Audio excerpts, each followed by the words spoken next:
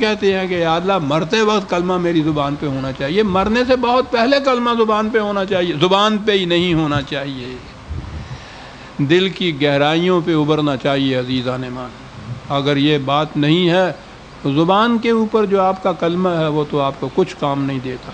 ایاک نعبد، کتنی بار زبان سے آپ کہتے ہیں، نہایت مقدس ایٹماسفیئر فضا کے اندر مسجد پہ کھڑے ہو کے قبلہ روح ہو کے آپ کہتے ہیں، دن میں کم از کم پوری نمازیں پڑھتے ہیں تو قریباً 44 مرتبہ یہ بات کہتے ہیں۔ ایسے مقدس ماحول میں خدا کی طرف رجوع کرتے ہوئے قبلہ روح ہو کے جسے ہم کہتے ہیں، کیا کہتے ہیں آپ؟ ایاک نعبد، ہم تیرے سوا کسی کی اطاعت نہیں کرتے۔ یہ آپ کہہ رہے ہوتے ہیں 40 مرتبہ مسجد میں کھڑے ہو کے، کیا آپ کا دل اور زبان ہم آہنگ ہوتا ہے؟ دل اور زبان نہیں، آپ کا عمل اور آپ کی زبان ہم آہنگ ہوتی ہے اس میں؟ روزمرہ اگر یہ بات، تو مرتے وقت اگر کلمہ زبان پہ آ گیا تو وہ کون سی بات ہوگی؟ قبل اس کے کہ موت تمہارے سامنے کھڑی ہو جائے۔ فَيَقُولَ رَبِّ لَوْلَا أَخَّرْتَنِي إِلَىٰ أَجَلٍ قَرِيبٍ فَأَصَّدَّقَ وَأَكُن مِّنَ الصَّالِحِينَ، تو اس وقت پھر تم یہ کہو گے کہ یا اللہ مجھے اگر کچھ مہلت دے دی جائے تو میں پھر دیکھیے کتنا نیک بن جاتا ہوں۔ اس نے کہا وَلَن يُؤَخِّرَ اللَّهُ نَفْسًا إِذَا جَاءَ أَجَلُهُ، جب کسی عمل کے نتیجے کے ظاہر ہونے کا وقت آ جاتا ہے تو پھر اسے پوسٹ پون نہیں کیا جاتا، پھر مؤخر نہیں کیا جاتا، پھر اس کے لیے مہلت نہیں دی جاتی۔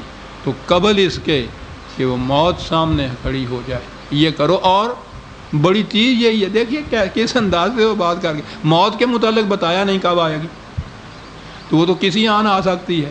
تو جب یہ کہا کہ قبل اس کے کہ موت آ کھڑی ہو اس وقت یہ کرو، اس کے معنی یہ ہے کہ فوراً کرو۔ کیا پتہ ہے کہ اگلا سانس بھی نہ آئے تمہارے؟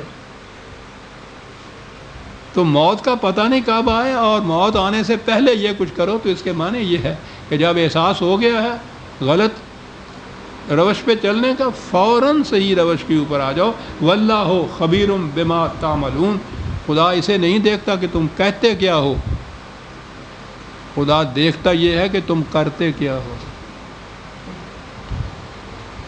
تو موت آنے سے پہلے یہ 1000 بار کہنے سے بات یہ نہیں، 1000 بار میں نے تو صرف نمازی کے لیے ہی کہا ہے ایاک نعبد، وہ کہتا ہے یہ آپ کا مؤذن کھڑا ہو کر مینارے کے اوپر ساری دنیا کے سامنے یہ اشہد ان لا الہ الا اللہ، شہادت دیتا ہوں میں، گواہی دیتا ہوں میں، اعلان کرتا ہوں میں کہ خدا کے سوا کوئی صاحب اقتدار نہیں دنیا کے اندر، کوئی حاکم نہیں بن سکتا، اعلان کر رہا ہوتا ہے۔